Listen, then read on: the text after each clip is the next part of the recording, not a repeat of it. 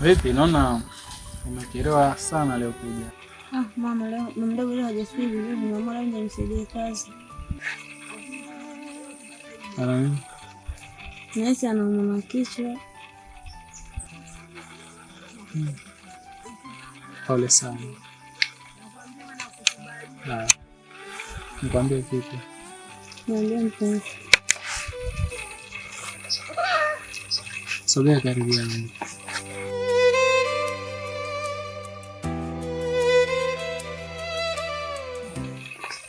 Unahisi hapo panatosha? Panatosha. Unaogopa wapi? Mimi siogopa sana kwa sababu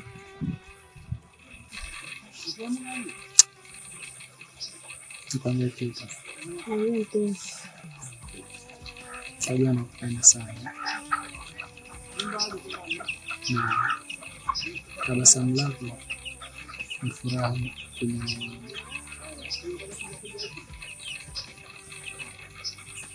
na sihitaji nikupoteze, na nitafanya lolote ili niwe na wewe.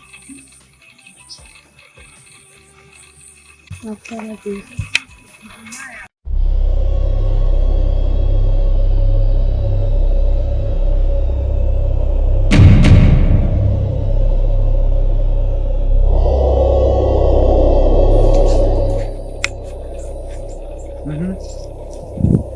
Nilijua tu mimi.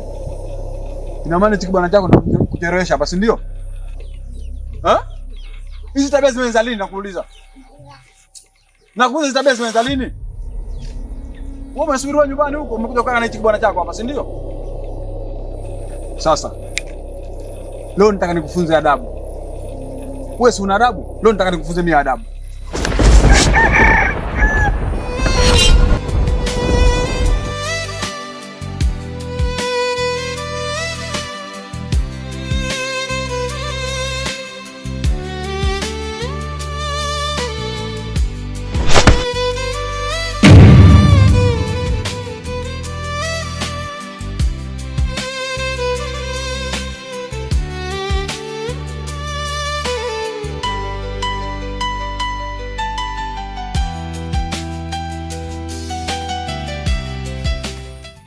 Unataka kunipiga mie, si ndio?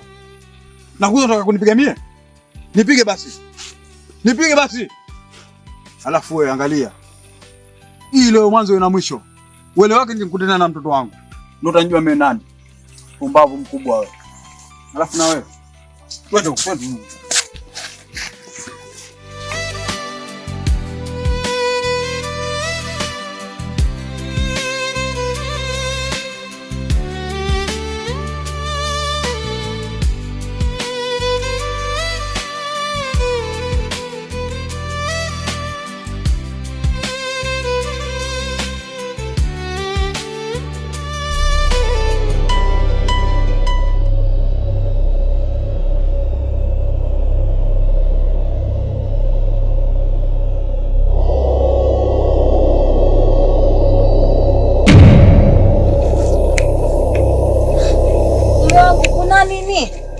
Shenzi mkubwa wewe.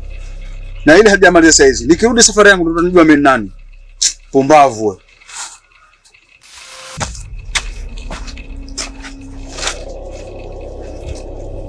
Hapsa mwanangu.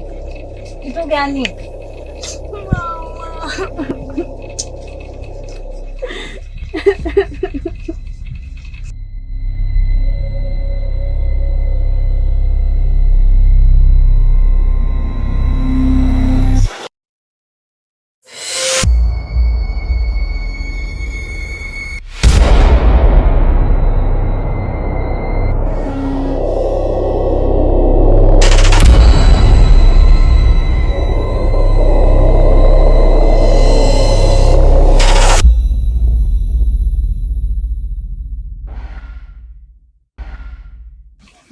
Sikiliza wewe mwanamke, nikwambie. Wewe mjane ulioshinda waume. Ule ukae na waume hapa mtaani. Umekaa kinusi tu kazi yako. Lakini mmenitafuta na mtayapata. Kwani kuna nini babangu kilichotokea?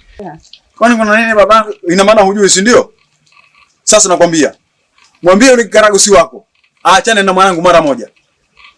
Na akiendelea kumfuata kitakachomtokea ndo atakijua yeye. Muangalie vile macho yake kama Zuhal Badiri.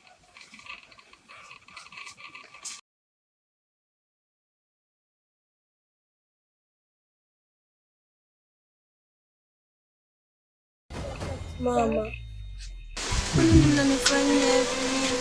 Hakukuwa mimi yatima, sina baba la mama. Na mimi pia mama nina haki. Naumia mama, naumia.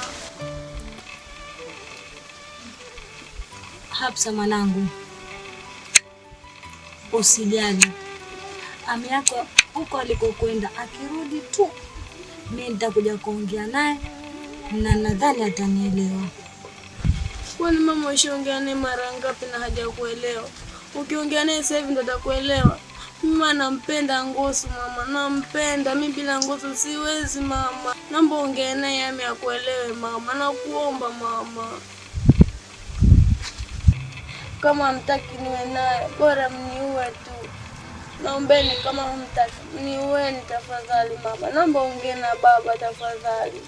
Nakuomba mama wangu.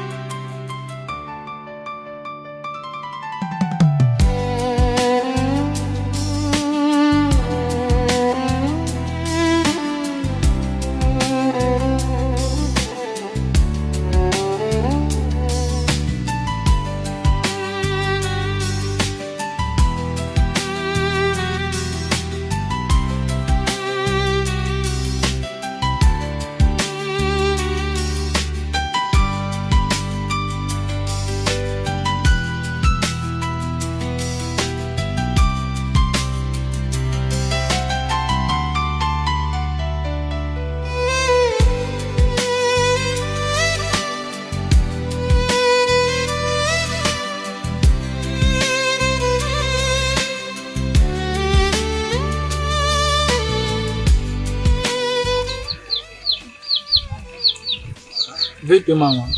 Naona nalia waumwa.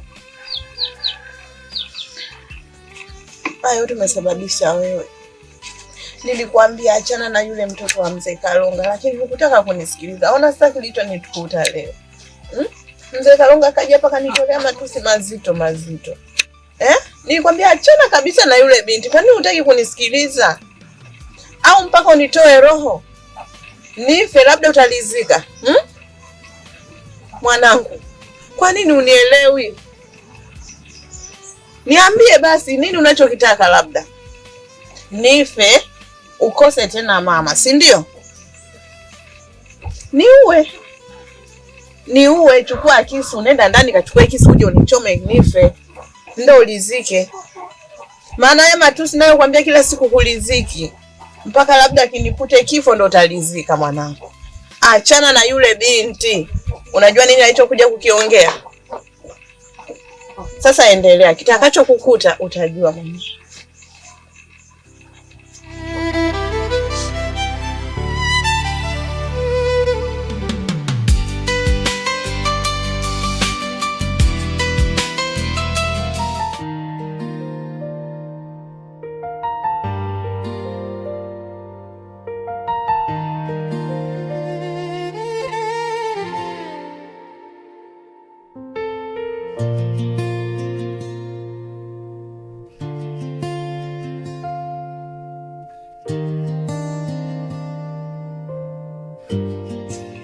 Mume wangu, hayo unayofanya wewe unayoona mazuri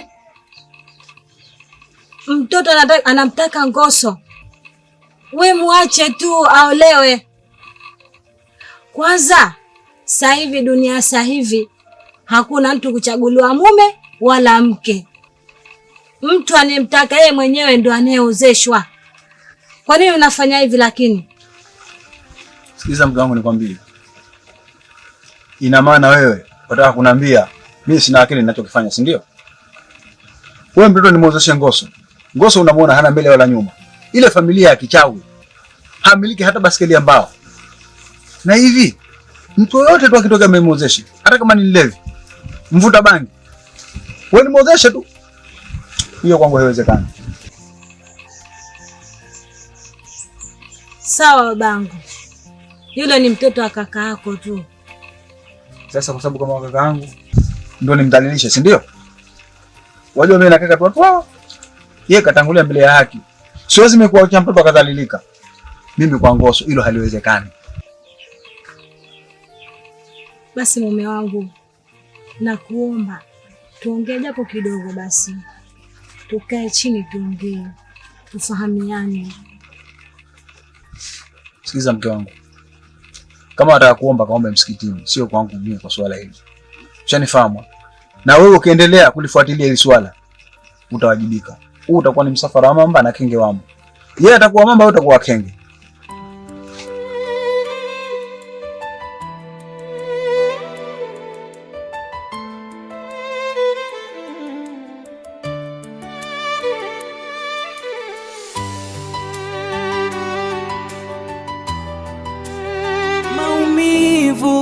Moyo wangu na maumivu, vidonda, kila ninalolifanya kwangu sio jema. Nifanye nini ili mimi niwe mwema? Na kama si yeye leo ni nani? Nampenda juae manani. Ngoso, vipi rafiki yangu? Naona umenitia hapa vipi? Amani ipo lakini? Amani haipo Kiruba. Vipi nitaipata amani hali ya kuwa mimi na mamangu tumegombana? Na mpaka sasa hivi ninavyokuambia penzi langu liko matatani. Amani naipataje? Wewe na Hafsa mmegombana Ngoso? Hapana. Hatujagombana. Na ni bora tuende gombana kama haya matatizo yaliyopo sasa hivi. Kwa sababu najua hata kama nitagombana naye yeye Hafsa, jambo letu tunaweza tukalimaliza tu mimi na yeye. Lakini sasa hivi kuna shida Kiruba. Kuna matatizo Kiruba sasa hivi. Hebu niambie Ngoso, kuna shida gani mpaka mimi nitie hapa? Shida iliyopo ni mama yangu Kiruba. Mama ndo shida Kiruba. Na mimi bora nigombane na mtu wote kuliko mama yangu Kiruba. Yule mama kanichukua tangu mdogo na kunilea mimi. Na nichukulia kama ni mama yangu mzazi kabisa. Kwa kweli nafsi yangu inaniuma sana. Lakini wajua kitu kilichotokea? Kitu gani? Hebu niambie kitu gani kilichotokea Ngoso? Niambie kwa sababu mimi nimekufuata wewe hapa kwa shida zako tu, niambie.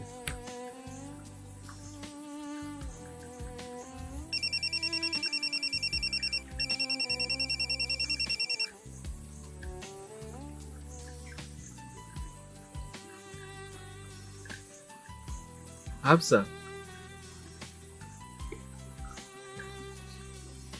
Wapi?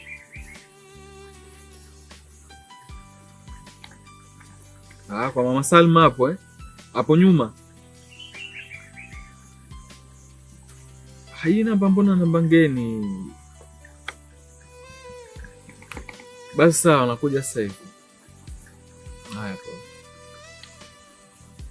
Kiruba, wacha nende nikaonane naye. Huyu Hafsa. Baadaye nitakufuata tuongee. Sawa, wewe nenda. Ila mimi ninachokusihi utakaporudi naomba unitafute. Mimi naweza nikakusaidia kitu Ngoso. Pamoja sana. Ila vizuri usiwe na mawazo sana mtu wangu. Wewe fanya nimalizie yote aliyopo. Mimi naweza nikakusaidia kitu mpaka sasa hivi. Basi sawa.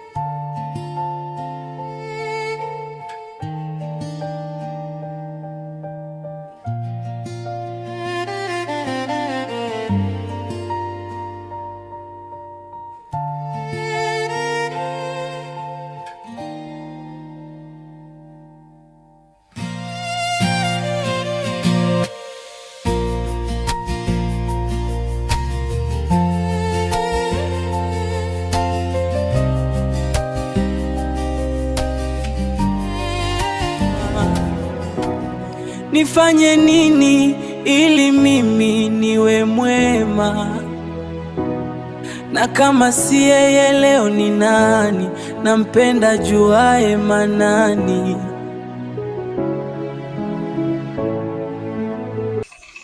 Najua ni maumivu na ni ngumu kwa sasa, lakini yote haya ni majaribu. Mimi naamini tutayavuka. Mpenzi, ishi salama kwenye moyo wangu. Nakupenda sana. Nakupenda pia Ngosi, lakini najua yote yatapita. Mwenyezi Mungu anatusaidia. Najaribu sana kukaa mbali na wewe,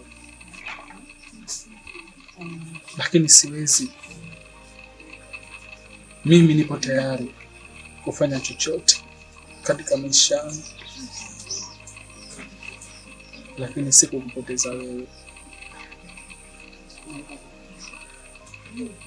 Nalijua hilo, lakini babangu mimi mdogo ni mkali sana, nadhani mwenyewe namjua. Naomba tufanye haraka haraka tuondoke.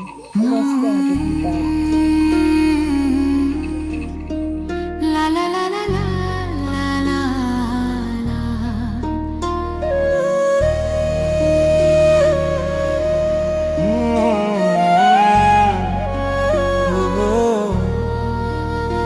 Nawaza mimi, nawaza mimi, nawaza natembea peke yangu. Usiku umefika na hangaika namkumbuka Karonga, ukitusubutu kwa kufikia tu, basi hakikisha kichwa chako nakitoa.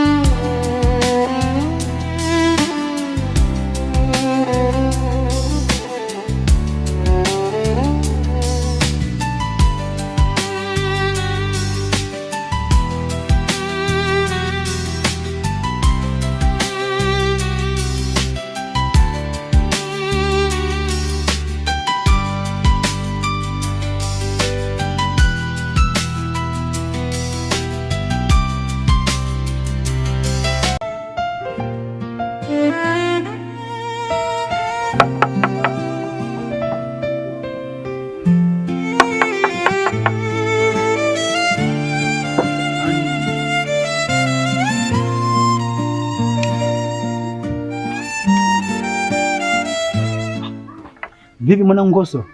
Poa, mambo vipi? Freshi? Naona mapanga vipi lakini? Baba wewe acha tu. Saizi nimekimbia huko na huyu. Nimekimbia mbele ya ami yake. Kwa hiyo naomba unihifadhi hapa kwako kwa muda. Mpaka nitakapojipata, mimi nitatafuta sehemu nikae. Yaani nikusaidie kwa muda, alafu utafuta sehemu utakwenda. Kivipi yani?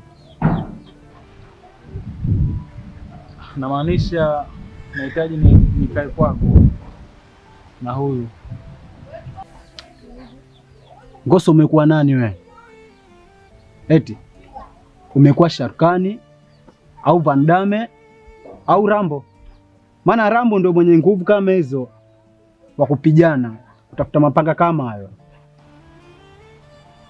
Naomba unisaidie rafiki yangu. Hilo swazi Ngoso. Wewe umekuwa rafiki yangu na hakuna mkate mgumu mbele ya supu. Ingia ndani mwanangu. Hilo tambue tu mtu wangu, hii ni kesi. Kesi. Fresh. Okay.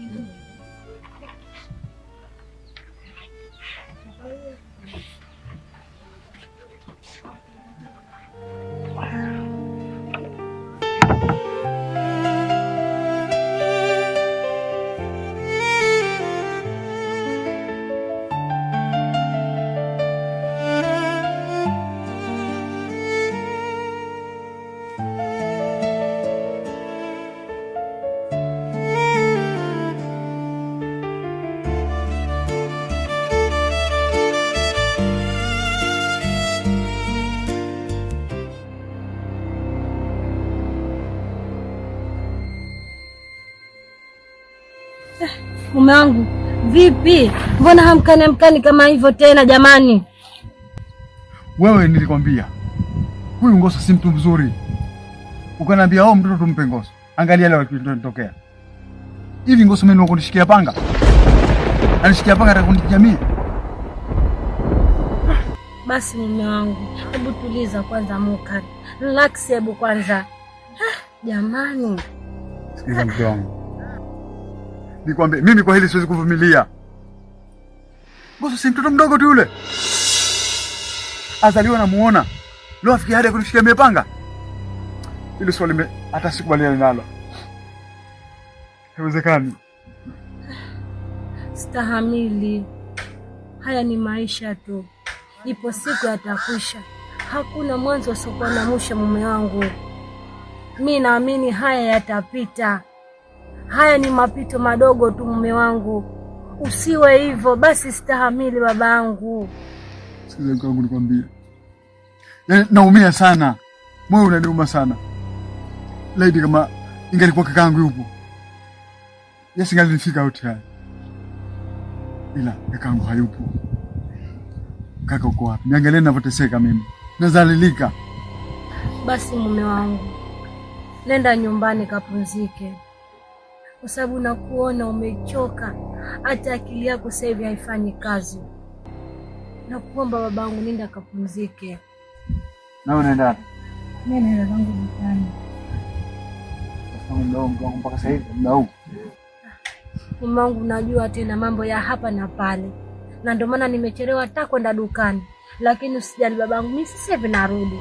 Nitakuja kupikia sasa hivi. Sawa, wewe nenda.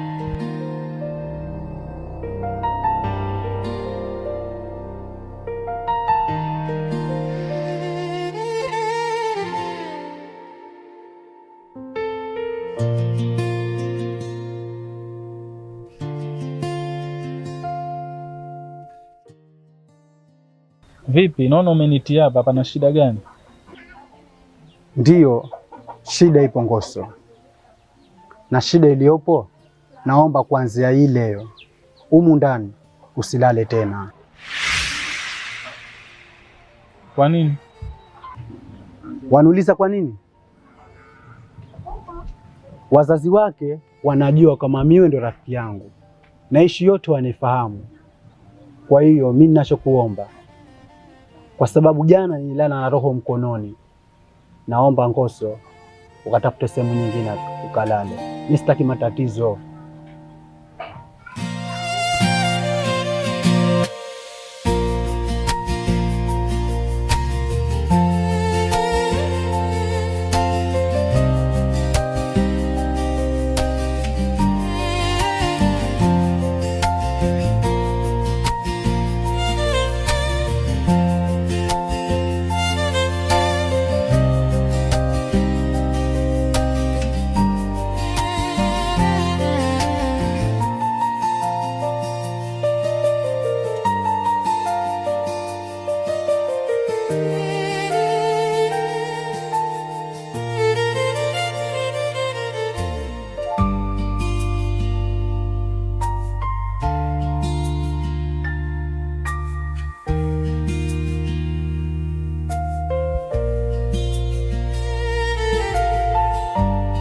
Waya.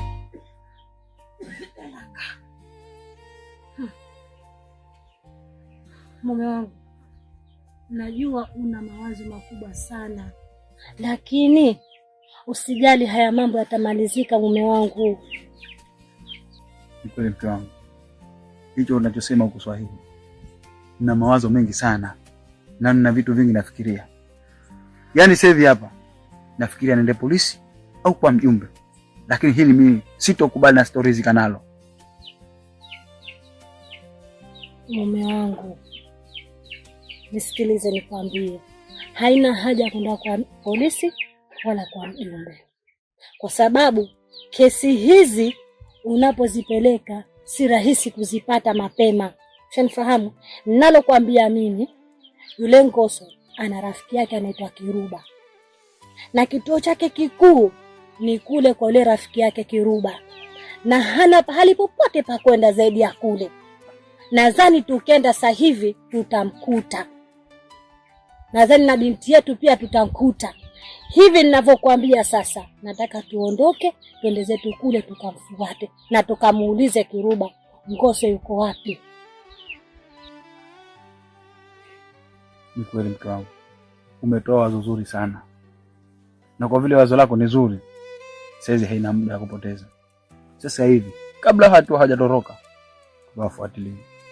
Basi twende, haina shida kukaa hapa tukakaa tukapoteza muda, twende zetu.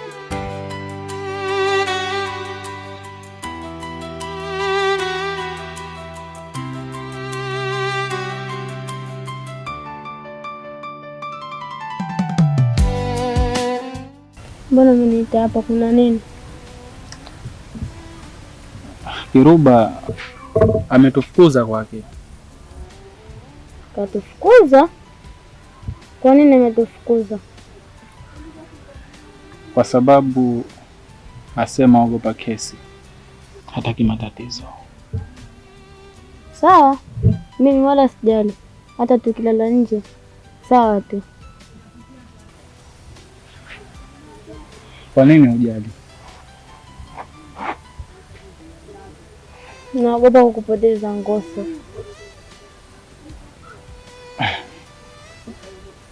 Kwa nini unaogopa kunipoteza? Kwa sababu nakupenda Ngoso.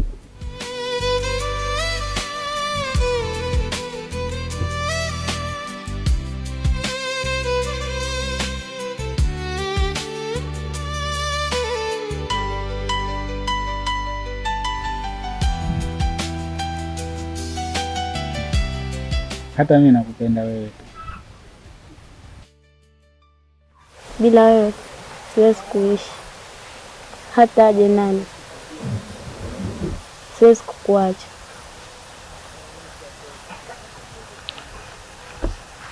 Mimi napata nguvu sana na ujasiri unaposikia maneno yako matamu kama hayo. Ngoso, nikwambie kitu. Unaniahidi hutaniacha? Siwezi kukuacha, hilo nafikiri linajulikana, na ndio maana nikapata nguvu za kumpiga hata baba yako. Naogopa.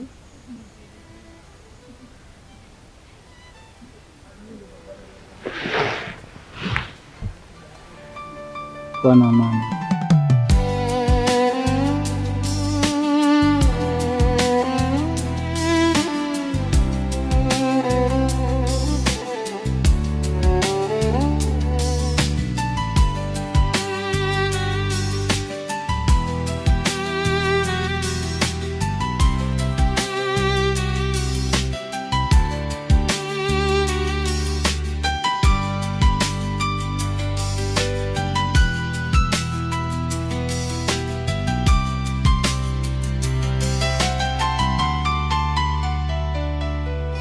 Saumu! Saumu! Njoo mwanangu.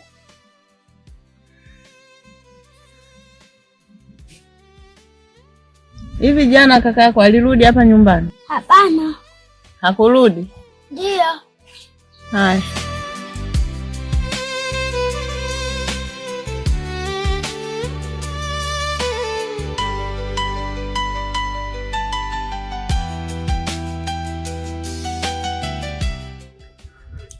Yaani vijana wa siku hizi kwa kweli wanashangaza. Yaani jana kumwambia yale maneno tu, tuna si kwa ubaya, kwa ajili yake yeye mwenyewe. Kakasirika mpaka leo hii hajarudi hapa nyumbani. Kumkataza kwamba achana na yule binti, mtoto wa mzee Karonga, atakusababishia matatizo. Nimefanya vibaya? Ina maana nimwambie kipi huyu mtoto mpaka anielewe? Mtoto mwenyewe ndo yeye tu naye mtegemea. Halafu nikae kimya limkute jambo, nani atakayeumia zaidi yangu mie? Haya, shauri yake. Kitakachomkuta huko ndo atajua kwamba mama alikuwa amenikataza sikumsikiliza. Ona sasa. Shauri yake. Ngoja mimi nikae chini nimwangalie.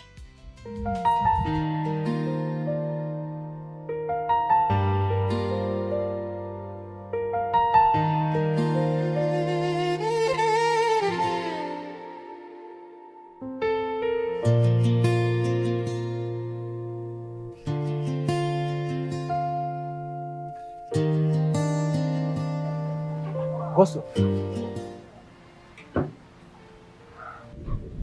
Vipi, unaenda wapi? Naenda kushota maji, tukoge twende zetu. Hakuna shida, ila ninachokuomba rafiki yangu, usijisikie vibaya na wala usije kuona kama ninafukuza kwa ubaya.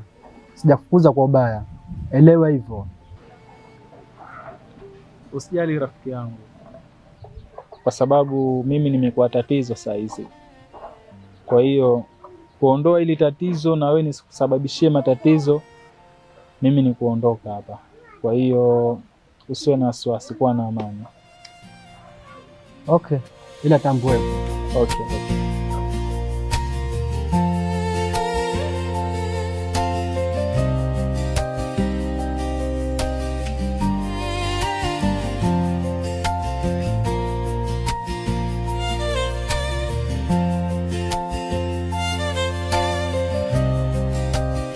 Shemeji yangu vipi? Naona umepoa sana mpaka sasa hivi. Naona kwa sasa umepoa. Ila sasa hivi cha kufanya shemeji yangu, kabla ya kuondoka, wacha mimi niende dukani nikawatafutia maandazi, mje mwenye chai, ili mkiondoka wewe mshakunywa chai shemeji. Sawa?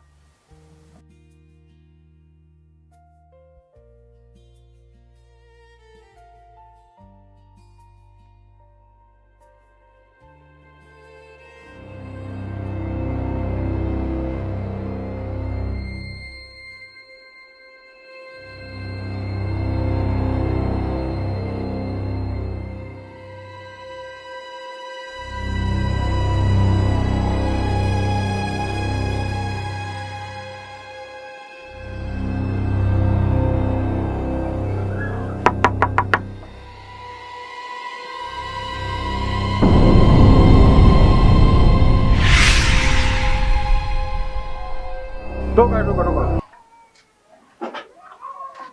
Nasema toka huku.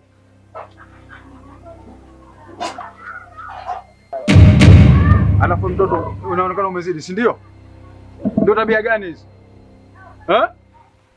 Nakuuliza, hizi ndio tabia gani?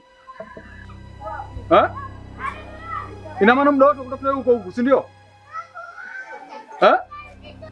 Twende huko. Twende.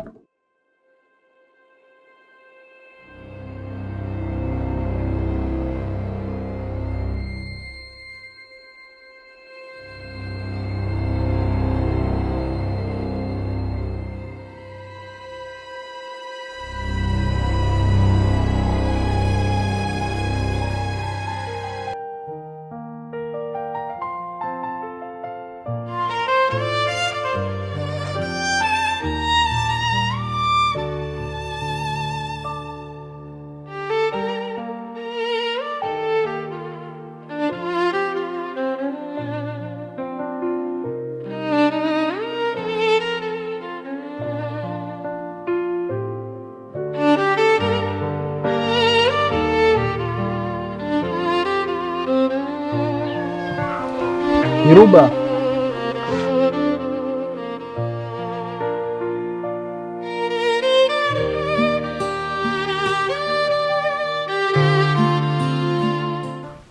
Vipi? Naona umejinamia, kuna shida?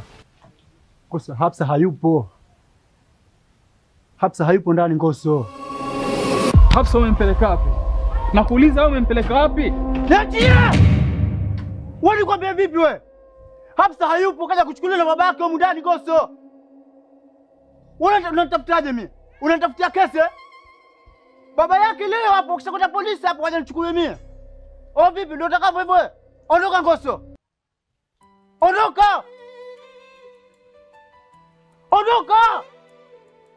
Wewe vipi wewe? Ondoka!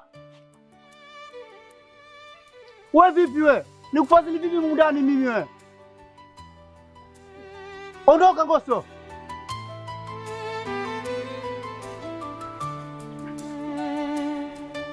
Wewe jamaa vipi wewe mwanangu? Unanitafutia mimi kesi ha?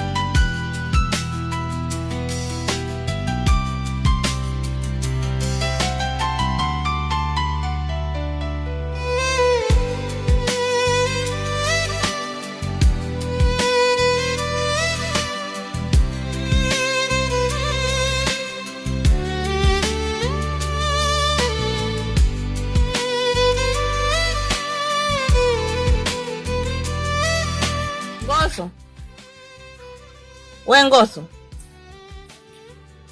ina maana hapa unioni? Hapo jana umelala wapi?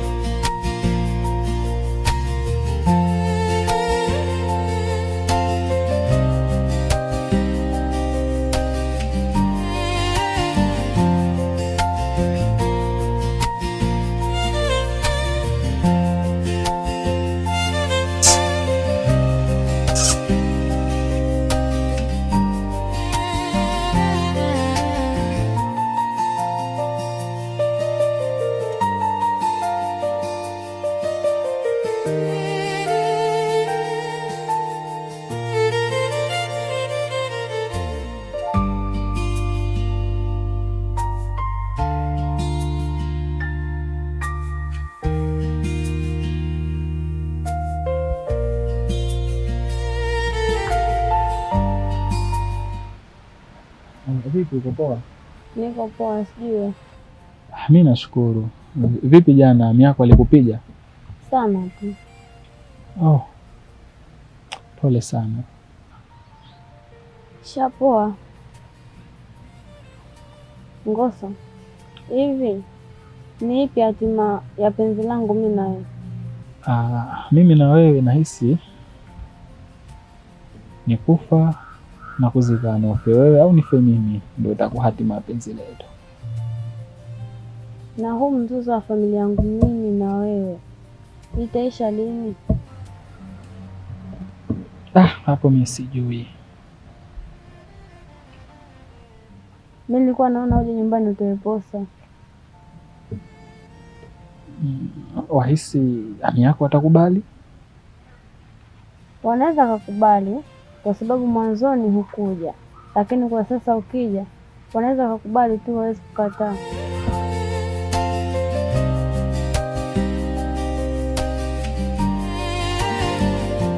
Mami, Najua hapo nyuma nilikuumiza sana na nikakutesa sana, lakini sasa hivi sitaki tena nikutese wala nikuumize. Maamuzi nilioamua ni kwenda kumposha ule binti ili nimuoe.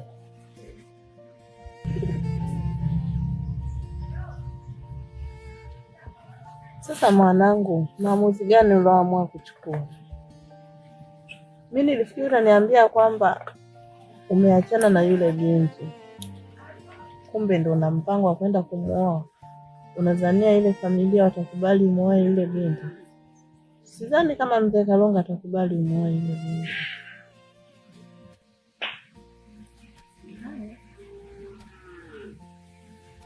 Mama, hilo mimi silijui kama watakubali au watakataa. Ni 56% wanaweza kukubali, kwa sababu mzee Kalonga yaonyesha pengine aona kwamba mimi binti yake nataka kumchezea, lakini akijua nina lengo la kumwoa, naamini atakubali. Sidhani. Ushauri wangu mwanangu, mie ningekuomba upumzike kwanza, hapo kisha utafute mwanamke mwingine uoe. Lakini kuhusiana na hiyo familia, mashaka.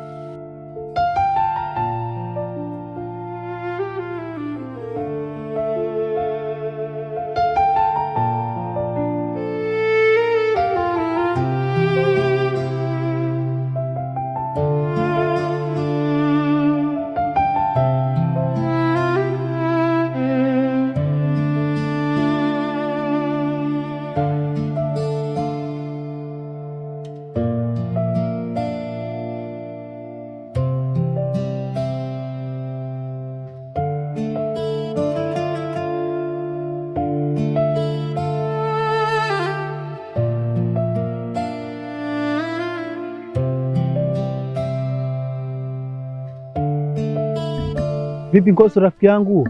Naona unanipita tu hapa. Shida nini Ngoso? Kwa hiyo nataka nikupite vipi we? Nakuuliza nataka nikupite vipi?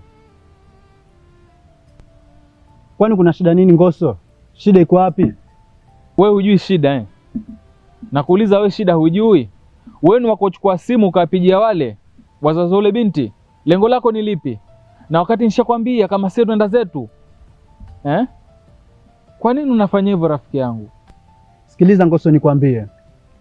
Wakati wewe unaondoka nataka kisimani, mimi nikaingia ndani nikamwona shemeji kaa ndani, kajinyongea. Ukishanifahamu nikamwambia shemeje, mimi naenda kukuchukulia chai. Narudi kuchukua chai Ngoso, namkuta babake na mamake, mimi nifanye nini?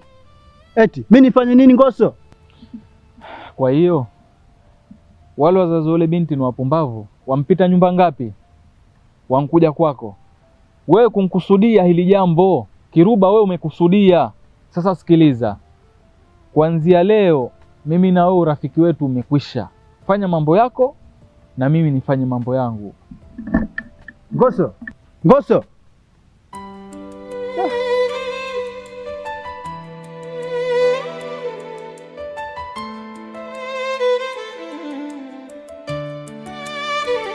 Nimeshaongea na mama. Kila kitu kipo sawa. Sasa wacha mimi nijipange wiki ijayo nije nikuchukue kwa jumla. Unasema kweli? Yaani nitafurahi, unajua nitafurahi. Nitafurahi sana. Hata mimi nitafurahi kwa sababu lengo langu mimi ni kuishi na wewe mpaka mwisho wa maisha yangu. Na ndio maana ikawa nakupenda sana. Mimi pia nakupenda. Tena nakupenda zaidi unavyonipenda wewe. Nalijua, lakini jambo jingine. Yule mama yako mdogo mshirikishe kwenye hili. Kwa sababu yule ni kampani yako. Yupo upande wako yule. Sasa nahisi utakapomwambia kuna namna atatusaidia sisi. Anaweza pengine akaongea na ami yako, au anaweza akakusaidia wewe ushauri tufanye vipi, pengine tumfuate mzee gani anawezana naye hapa kijijini, ili mradi ili swala lipite kiurahisi. Au unasemaje? Kwa mamangu mdogo sina wasiwasi. Sasa sipo kwa babangu mdogo tu basi. Wajua kwenye hilo anaweza akaelewa, kwa sababu wajua wazee wa kiume kidogo ana mashaka, lakini usiwaze, kila kitu kitakaa sawa. Sawa, nitajaribu kuongea naye, akikubali sawa. Abi mkubwa unamuelezea tu namna ile, kama tushafikia hatua hii ya kutaka kuja, pengine anaweza akaongea hata na ami yako, au vipi? Sawa, nitaongea naye. Basi haina maana. Kama vipi baadaye? Poa.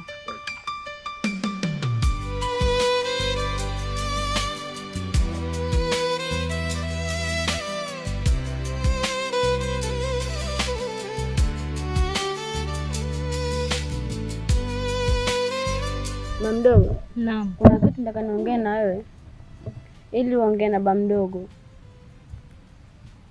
Kuna kitu tumeongea mimi na mwenzangu Ngoso kuhusu alete posa ili anioe.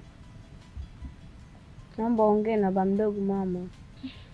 Mwanangu Hafsa, kwa mjomba wako ninavyomuona, sidhani kama hili jambo atalikubali, na mtu wenyewe ndo kama unavyomjua, haelewi kitu chochote. Mama mdogo, wewe yule ni mumeo, kwa nini akatae? Anaweza akakubali, wewe ongea naye tu. Sawa mwanangu, mimi nitaongea naye ami yako. Kivyo vyote vile hili jambo lenu liwe, na wewe utaolewa na Ngoso kwa hali yoyote ile mwanangu, wala usijali. Nitashukuru sana. Nasema hivi, Ngoso hakuoi. Alafu nawe mwanamke umchalidia huyu, si ndio? Sasa nasema hivi, hapa Ngoso wewe hakuoi. Na wasikia tu ndani tangu na kusikia tu ukiongea naye hapa. Na hivi wewe, ina maana wanaume wote hapo mtaani kuja muone la Ngoso tu, si ndio? Jambo dogo Ngoso. Sasa nakwambia, hapa Ngoso hasubutu kuingia mguu wake hapa. Kama mimi nakulea mpaka umefikia hapo, leo ndo nakuniletea kiburi, si ndio? Basi uongo hapa hakanyagi. Na hilo uelewe kabisa, nakwambia. Sasa kupumbavu wako mimi hapa. Mdogo, utake usitake, lazima Ngoso atanioa. Kwa nini pa mdogo utake kukubali? Sio kubali tu mambo yaishe. Sio kubali. Ina maana kunipanda kichwani, si ndio? Umekuwa na mdomo kujimimia sawa sawa au vipi? Sasa sikiliza. Nitakachokufanya utakijua.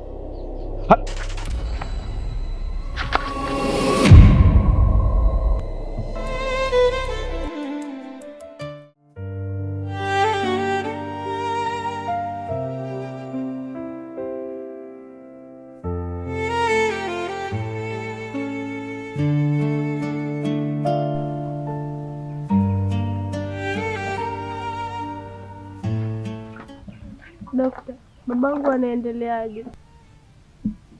Hafsa, babako anaumwa na tatizo lake, ana tatizo la moyo. Kwani wewe hujui?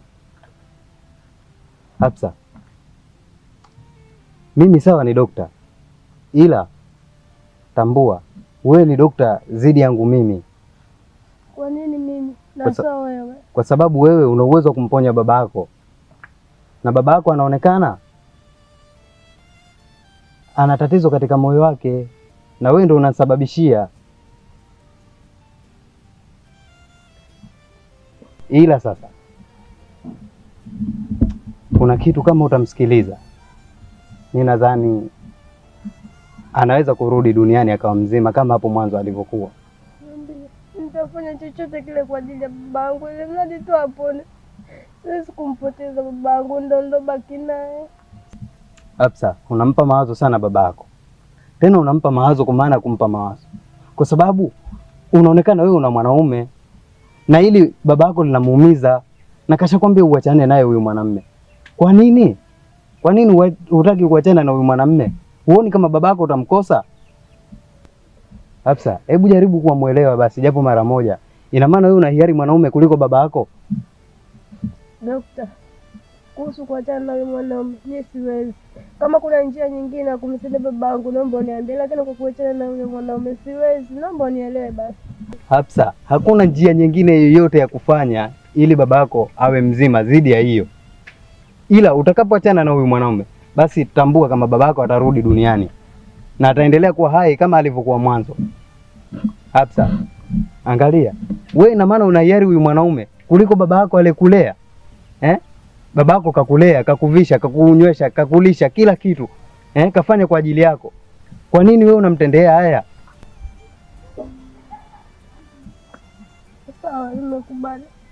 Hafsa, kweli? Ndio, nimekubali.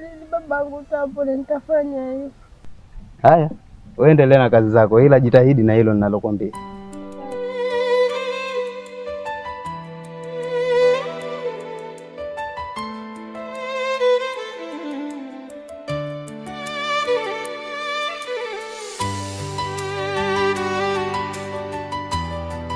Tungezaliwa zamani, ningesema penzi tobwa, tulile kibarazani, tukitafuna mayoga.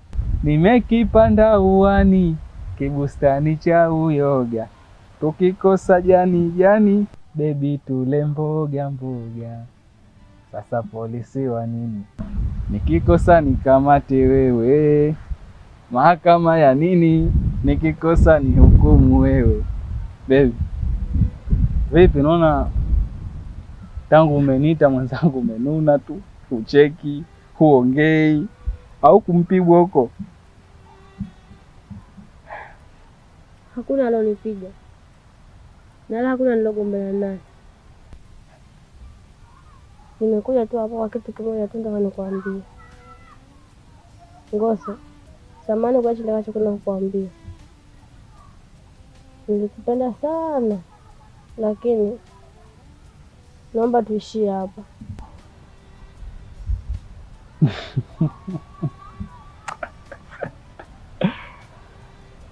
Hafsa bwana, sasa ndo masara gani? Kwanza mimi sipendi kutaniwa, ujue. Mimi usinitanie hivyo. Usinitanie kabisa mimi. Sawa? Acha mambo yako bwana hayo. Uso utani. Niko serious. Kutanii. So utani vipi sasa?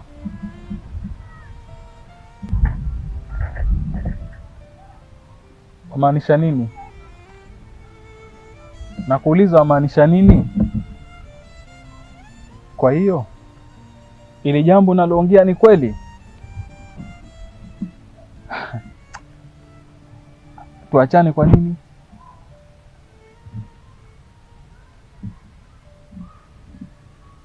Kwa nini tuachane?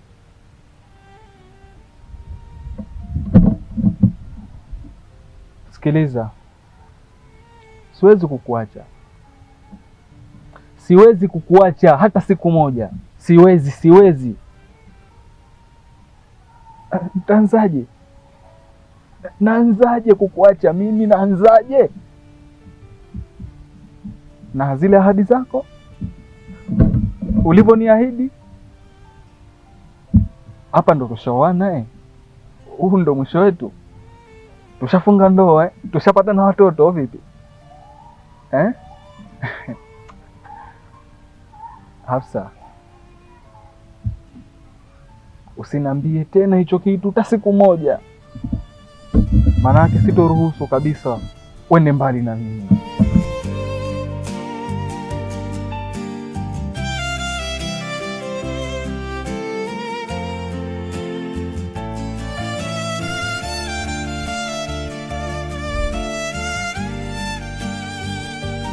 Kwa nini unataka kuniacha? Upo serious? Basi Kama kuna kosa niambie chochote. Kama kuna kitu chochote niambie mama. Niambie, nijikaribishe. Sisi binadamu. Pengine ninakukera kweli. Lakini nieleze. Sasa wazani mimi ukiniacha nitabaki na nani? Sitaki kuamini. Sitaki kuamini. Nafanya kwa ajili ya babangu. Babangu anauma sana. Na ili babangu apone, lazima niachane na wewe. Babangu ni mgonjwa sana. Siwezi tena kuendelea na wewe Ngoso. Babangu ndo lobaki naye. Sina baba mwingine mimi. Babangu ndo apekee. Ndio Ngoso lobaki naye. Hapana. So kweli. So kweli, so kweli. So kweli. Hafsa. Nakupenda. Nakupenda Hafsa. Nakupenda.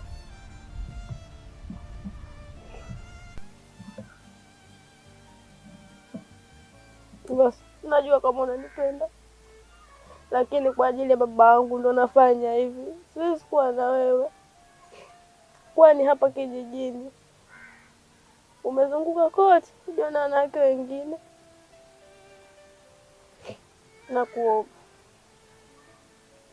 naomba tuishie hapo. Katafute japo mwanamke mwingine uoe, lakini sio mimi. Siwataki. Siwataki wao mimi. Nimewaona hao. Hao nimewaona. Wote nishawaona hao mimi. Wewe, mimi ndo furaha yangu. Nahitaji niishi na wewe tu. Usiniache. Naumia sana, naumia kwa ajili ya babangu. Naomba tuishie tu hapa. Hafsa. Hafsa. Hafsa.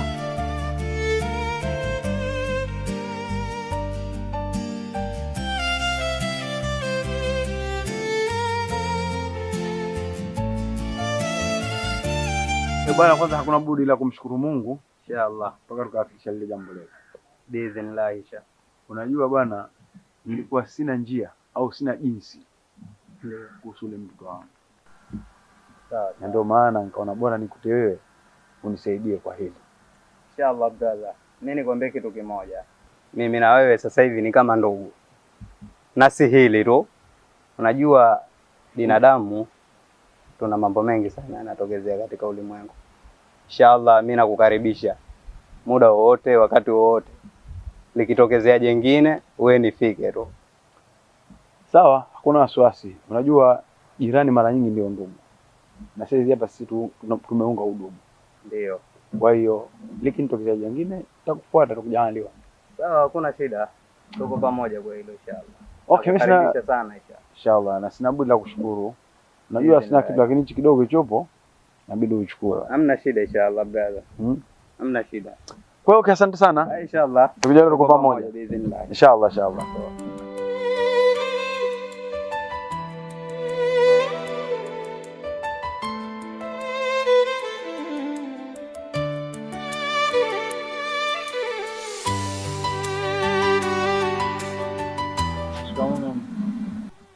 Marahaba, ujambo? Sijambo. Za huko ulikotoka? Uko mzuri. Mbona hauko sawa? Halafu nasikia kama harufu ya pombe. Unakunywa pombe siku hizi? Haya mambo umeanza lini mwanangu?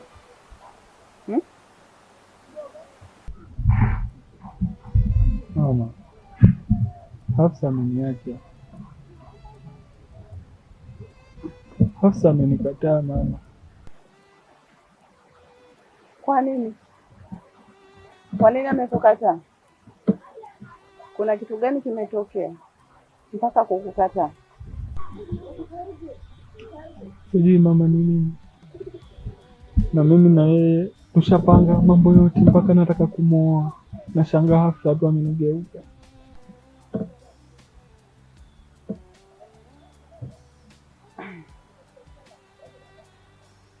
Sasa wewe ukaona bora unywe pombe usuluhishe matatizo yako, lakini tambua mwanangu, pombe sio suluhisho la matatizo, unazidisha tatizo. Sio yule mwanamke ndo akufanye unywe pombe ha? Mwanamke hata akufanye unywe pombe? Mwanangu, hebu kaa utulize akili. Wanawake wapo wengi sana hapa, tena wamejia, hawana hata waume, wanahitaji waume, tena wanaheshima, busara, wamefundishwa kwao, wana maadili mazuri. Mimi nitakutafutia mwanamke mzuri kama pale kwa Bi Aisha pale, kuna binti mzuri tena katulia, ana heshima. Mimi nitaenda kuzungumza pale na wazazi wake, nitakuletea mwanamke mzuri. Sio kai unaumiza kichwa kwa ajili ya Hafsa. Mwanangu, hebu punguza kwanza hiyo pressure yako, mawazo mfute kabisa kwenye akili yako, muondoe kabisa kwenye mawazo yako mwanangu. Hafsa kitu gani? Ana kitu gani cha kukufanya wewe upoteze dira ya maisha yako? Leo umeingia kunywa pombe, ukijikwaa huko kadondoka. Hasara kwa nani? Hasara kwangu mimi, mzazi wako. Sawa mwanangu? Mama, mimi wanawake wote nawaona na wala si kipofu, lakini sikutafuta mwanamke yoyote wa kumwoa zaidi ya Hafsa. Ikitokezea wazazi wake hawajataka, yeye kakataa, basi mimi bora nitulie tu hivi hivi, lakini sitaki tena mwanamke yoyote.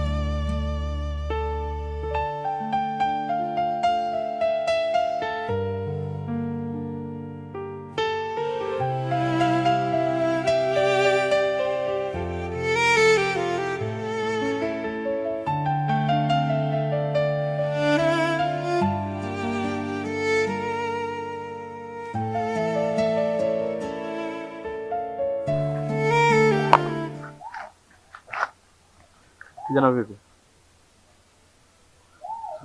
Kwema.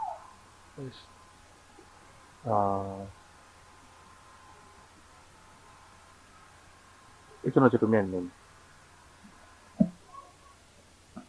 Sigara. Sigara.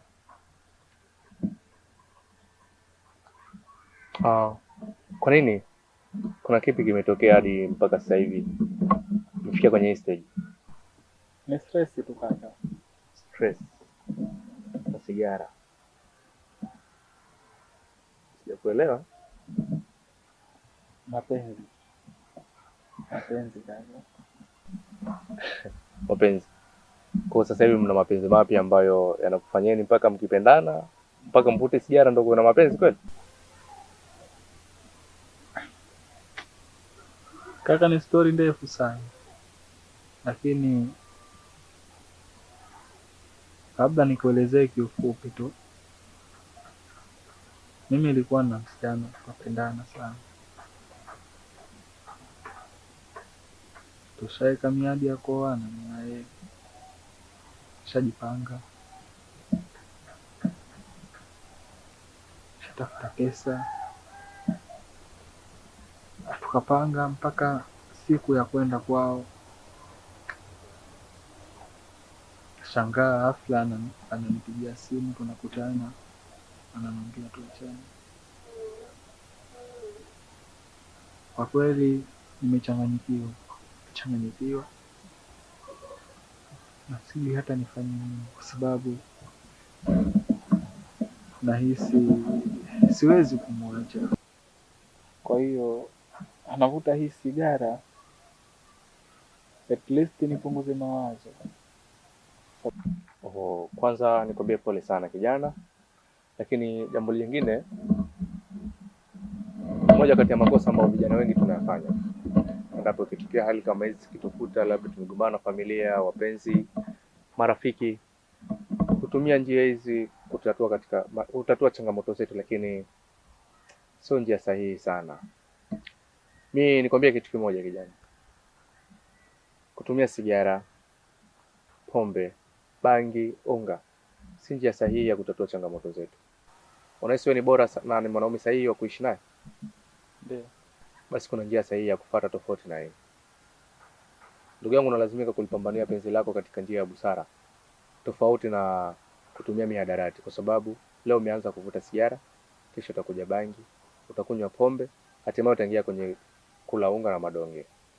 Unapofikia kwenye hii stage, ni katika hali ambayo utakushapoteza nguvu kazi ya taifa, jamii itakuwa haikutegemei tena, na hivi utajisikiaje yule ambaye unampenda akiamua kubadilika kwa ajili yako, alafu aje akukuta upo katika mazingira namna hii? Hebu niambie utajisikiaje?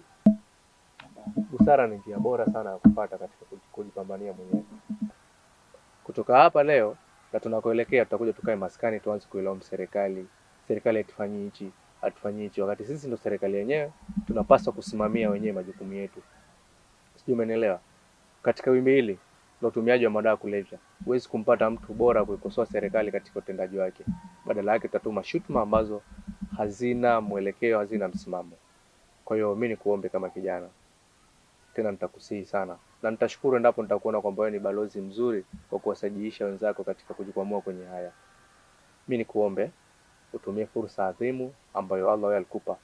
Una uwezo mzuri wa fikra, buni mbinu mpya kulipambania penzi lako.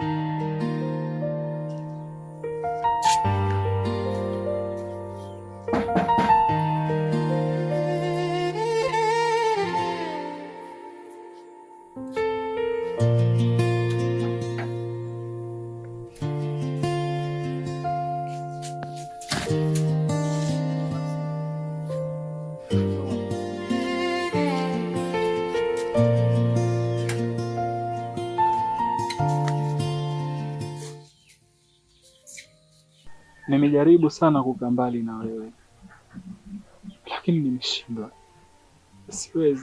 Siwezi.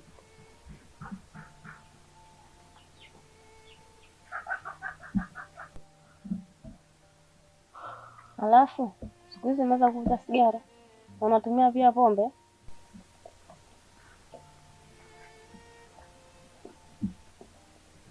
Ndio, siku hizi mimi navuta sigara, nanywa pombe, yote kwa ajili yako wewe. Hujui kama sigara ni hatari kwa afya yako? Hujui kama unaweza ukaathiri mwili wako ikakuletea madhara pia? Wewe hulioni hilo? Naomba uondoke nyumbani. Sikuhitaji kukuona katika hali hiyo. Naomba uondoke.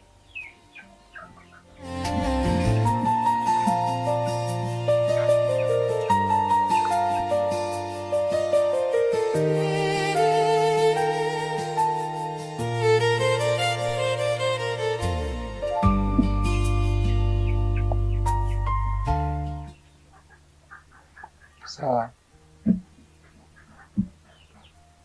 mimi nitaondoka kwa sababu najua mimi saizi sina tena umuhimu kwako. Najua umetiwa sumu niami yako, wala hunitaki tena mimi, wala huna tena shida na mimi.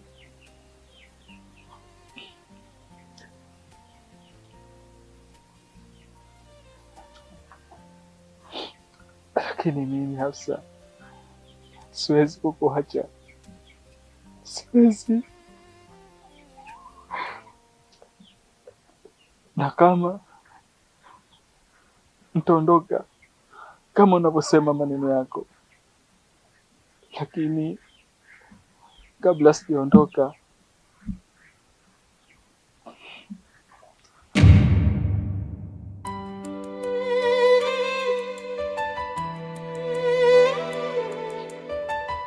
naomba uchukue hichi kisu.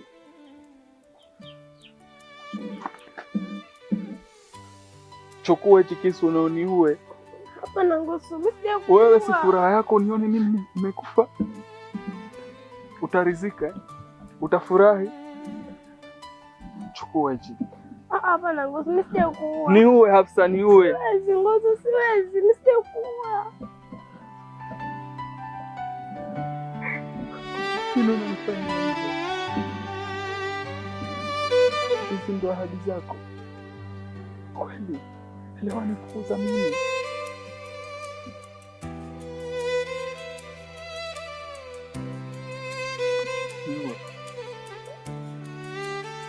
Niue ili ufurahi, niue. Siwezi Ngoso, mimi sijakufa.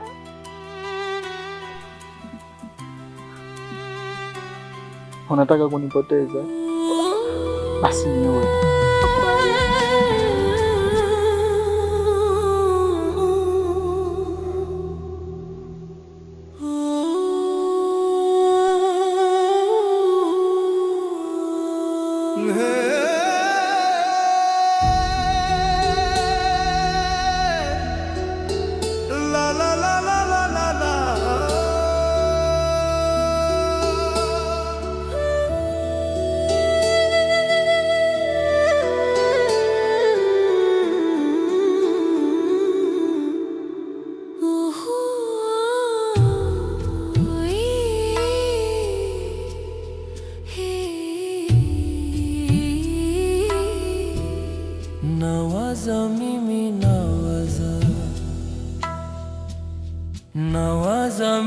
nawaza, natembea peke yangu, usiku umefika na hangaika, namkumbuka wapi nitampata, mbona alinipenda sana.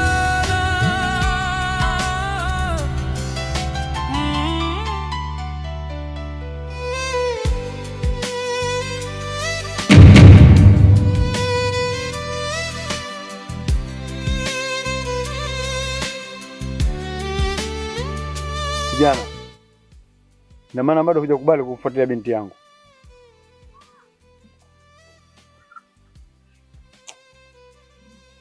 Kweli nimeamini mapenzi yana nguvu kuliko kitu chochote duniani.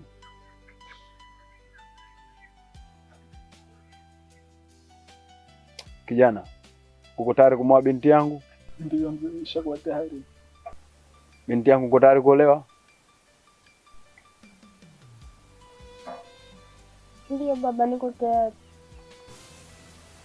Sasa kuanzia leo nimekuruhusu kumwoa binti yangu, na nataka uje utoe posha ili kwa kumwoa binti yangu.